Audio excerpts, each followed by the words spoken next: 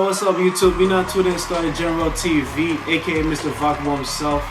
You know, we in the building, the #1 podcast in Long Island right now. You know what I'm saying? And you know, we don't need no real introductions because it's the man himself, the legend. You know, OG in the polo. You know what I'm saying? That's all you need to know. It's the polo.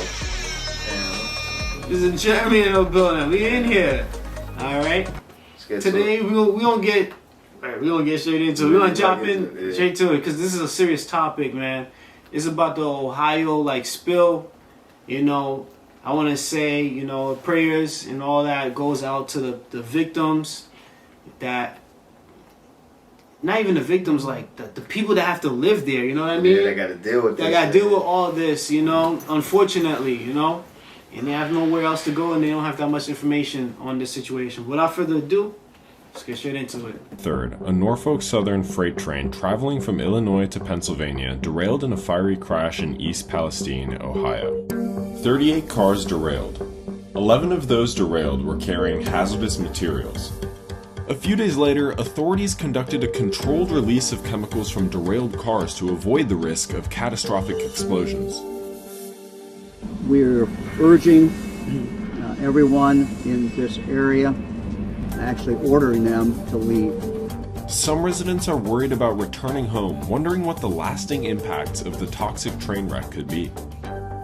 What do you use to clean your home for a chemical that you've never known existed? Do you even plant a garden? How concerned should we be?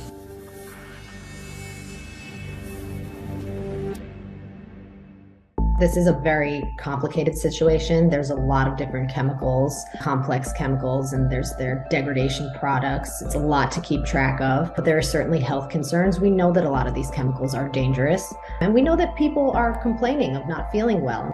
I've had 2 headaches in my life, and I feel like I've had one every day since the controlled burn. It sounds like the EPA is doing everything that they can in order to monitor the situation. But we only know as much as the EPA tells us, right, in terms of levels and things that are being monitored.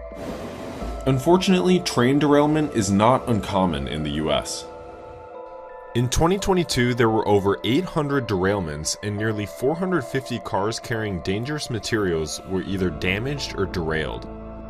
What makes this train derailment different from others is the vinyl chloride, a highly volatile, colorless gas produced for commercial uses. We were notified a short time ago that we've had a drastic change in the chemical inside the tank cars that we've been concerned about and watching all day, the vinyl chloride. We do know that vinyl chloride was released. We know that this is an IARC-1 carcinogen, which means it's a known carcinogen to humans. It can cause side effects such as dizziness, eye irritation. It can cause damage to the bones and vessels in the hands, and not only just the vinyl chloride, but there are breakdown products of the burning of vinyl chloride. It is a little concerning, but also sometimes the alternative, letting these chemicals that can be very persistent in the environment seep into the soil, into the water. You have to make a judgment call in real time. It's not a great situation either way. As we head into this next phase, state and local authorities will continue the water sampling efforts, and EPA will continue indoor air screenings to residents within the evacuation zone. But let me also be crystal clear. Norfolk Southern will pay for cleaning up the mess that they created and the trauma that they inflicted on this community. We've made a lot of progress. There's more work to be done. We're coordinating with the EPA throughout the process.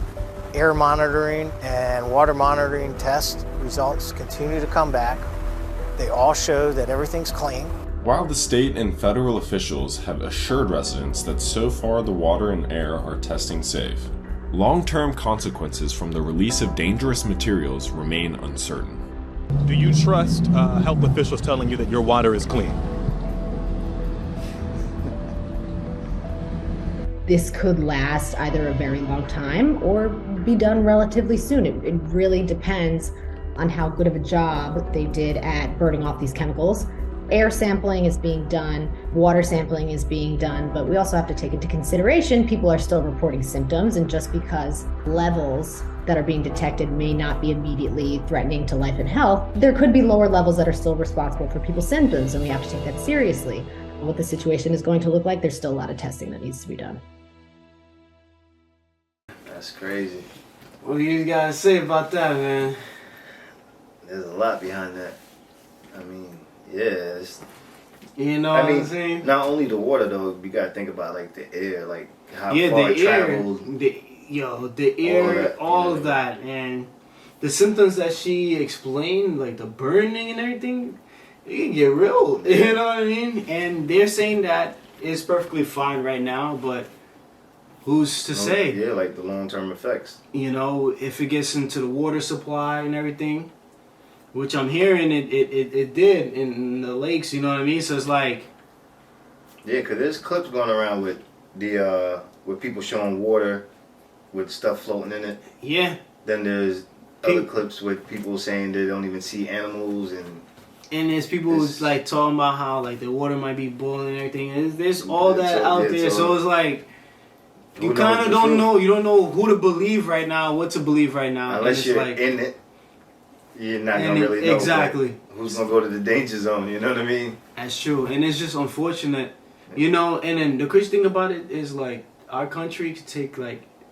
billions of dollars and invest it in other countries, but then when we go through our crisis, there's no help for our people or our, like, you know what I mean? Yeah, there's no. Like, it's just crazy. There's no rush. There's no rush to come to the people's aid. Exactly, and then we the one that make the country run. You know what I mean? Yeah. And they're not there to give it the support we need, 100%. Because the damage is already done. And what if the damage can be reversed? And they talking about the company can now take full responsibility. They're gonna pay for it.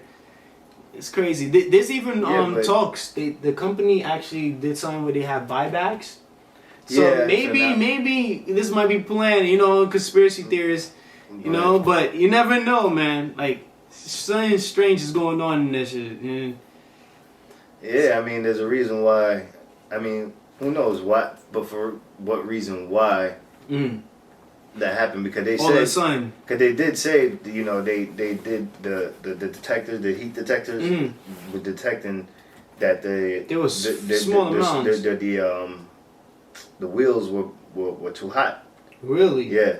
I didn't even see that. Yeah, I'm saying. You gotta say it like that. But nah, they were saying that the wheels were heating up and they detected it and they told them to keep going. So there's a lot of theories. There's a lot of theories out there. There's a lot of theories out there. You know, in the comment section, comment down your best one down below. And I just once want to say, you know, my support, prayers all go out to the residents that's in Ohio and everything, and you know, hopefully we get. You know what I mean? Or is it you know? Who knows, man? Who knows? But once again, like, comment, subscribe, leave your best theories down there in the comment section. You feel me? It's the best podcast in the island, man. Come on now.